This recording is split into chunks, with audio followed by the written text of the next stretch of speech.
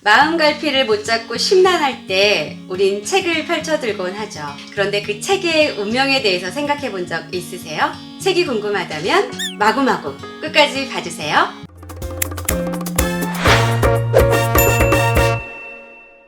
안녕하세요. 마음을 구하는 TV 마구TV 손정연입니다.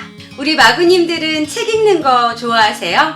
1년에 책 몇 권 정도 읽으시나요? 문체부의 국민독서 실태조사에 따르면 성인의 약 25%는 1년에 책을 한 권도 읽지 않는다고 합니다. 그런데 더 놀라운 것은 독서에 대한 필요성의 인식이 매년 감소하고 있다고 합니다. 솔직히 5권의 책을 낸 저자로서 너무 슬픈 소식이 아닐 수 없습니다. 책이 그동안 많이 안 팔린 이유가 바로 이것 때문이 아니었을까라는, 그래서 더 많은 사람들이 책과 친해질 수 있도록 다양한 장르의 책을 통해 우리들의 마음을 읽어드리는 마구책방을 시작하기로 했습니다. 2020년 마구책방과 함께 한 달에 한 권 책 읽기 도전해보시면 어떨까요? 와, 이러다가 진짜 문체부에서까지 이제 표창장을 준다고 막.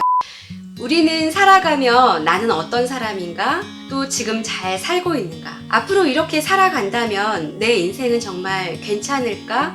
라는 고민을 늘 끊임없이 하고 있는 것 같습니다. 그리고 그 고민에 해답이 잘 보이지 않을 때면 책을 통해 지혜를 구하기도 하죠. 물론 책을 그저 잠을 잘 때 사용하는 베개 정도 혹은 냄비 받침 정도로 쓰는 주변에 그런 지인들도 있긴 했습니다.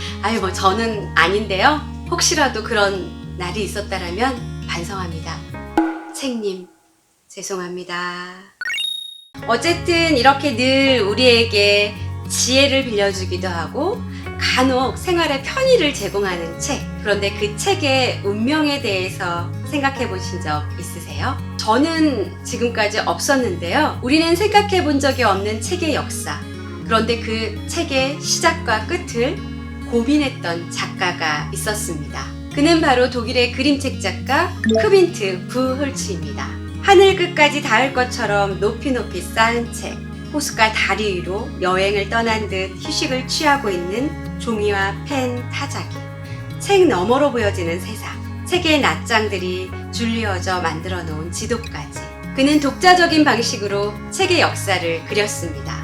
생각해보니 제가 가진 책들에서도 또 우리 마구님들이 가진 책들에서도 그 책들이 가진 역사를 살펴볼 수 있지 않을까요? 제가 가진 책 중에서 가장 오래된 책은 1992년 친구 수미에게 생일 선물로 받은 이 책인데요. 여기 수미가 예쁜 정연에게 라고 적었네요. 그 당시에도 저는 예뻤. 여고 시절 저는 국어 시간을 참 좋아했었습니다. 매일 밤 꿈에 나타날 정도로 국어 선생님을 짝사랑하기도 했었는데요. 갑자기 생각나네요. 정읍여고 김상수 선생님 잘 지내시나요? 선생님, 저 1학년 6반 손정연입니다. 저 유튜브예요, 선생님. 선생님 좋아요 꾹, 구독 꾹 부탁드릴게요. 크빈트 부홀츠가 만들고 싶었던 책의 역사가 바로 이런 것이 아닐까요? 잠이 오지 않을 때 읽었던 책, 누군가와 이별의 아픔을 달래기 위해 읽었던 책, 아이에게 읽어주었던 책, 공부를 위해서 읽었던 전문 서적, 머리를 식힐 때 읽었던 만화책이나 시집까지. 이렇게 책은 제 삶 속에서 저의 시간과 공간의 일부가 되어 늘 곁에 있어 주었던 것 같습니다. 지금 바로 아니 방송 끝나고 책꽂이로 가셔서 내 역사를 품은 책은 어떤 것인지 그 책 앞에 다시 한번 머물러 보시는 것도 좋을 것 같습니다. 크빈트 부홀츠는 세상을 돌아다니며 책에 담겨지는 이야기들의 탄생과 살아남음에 대한 모티브들의 역사를 그림으로 그렸다고 합니다. 이보다 책을 더 사랑한 사람이 있었을까 싶습니다. 그렇게 그려진 46점의 그림이 여러 나라에 살고 있는 46명의 작가들에게 보내집니다. 어느 날 그림을 받은 작가들은 그림의 이야기를 다시 탄생시키기 시작하죠. 그렇게 모아진 그림과 글이 담긴 책이 바로 책, 그림, 책입니다. 그렇다 보니 이 책은 크빈트 부홀츠의 그림과 더불어 밀란 쿤데라, 미셀 트로니에, 아모스 오즈와 같은 아주 유명한 작가들의 글을 덤으로 볼 수 있는 그야말로 일석이조의 기쁨을 만끽할 수 있는 아주 좋은 책이었습니다. 이 중 한 점의 그림과 글에 대해 이야기를 드려보려고 합니다. 초록풀이 가득한 초원의 한복판에 마치 집의 문처럼 생긴 아주 큰 책이 있습니다. 그리고 그 책 앞에 감색 슈트를 입은 신사가 모자까지 들어올려 책에 인사를 하며 예를 표하고 있는 아주 재미있는 모습의 그림입니다. 우리 마구님들은 이 그림을 보며 어떤 생각이 떠오르셨나요? 들판에 덩그러니 벌어진 것만 같은 책이 먼저 눈에 들어왔다면 아마 공허감을 느끼셨을 것 같습니다.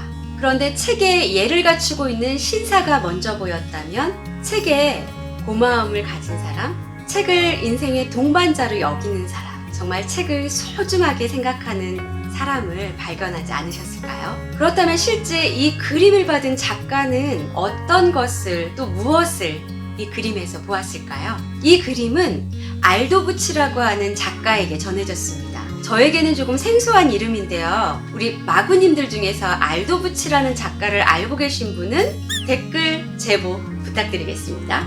어쨌든 알도부치의 글을 읽고 저는 참 신선함을 느꼈습니다. 알도부치는 이 그림에서 구두의 이야기를 탄생시킵니다. 신사는 자신이 가진 낡은 구두를 대신할 새 구두를 사기 위해 구두점을 들립니다. 그리고 여러 켤레의 구두를 신어본 끝에 자신의 발에 꼭 맞는 구두를 발견하게 되죠. 그런데 고민이 다시 시작됩니다. 한 켤레만 살지 두 켤레를 살지. 두 켤레를 산다면 더 이상 신발 고민은 하지 않아도 되겠죠. 앞으로 신사는 한 켤레만 사기로 결정합니다. 잠시 편하자고 미래를 미리 결정짓거나 완결짓고 싶지 않다는군요. 정말 재미있는 발상 아닌가요? 이렇듯 한 점의 그림이 가져다주는 유익함은 그림을 거쳐 나의 이야기를 시작하게 만들었고, 유명한 작가의 글을 통해 다시 한번 나를 돌아보게 만들죠.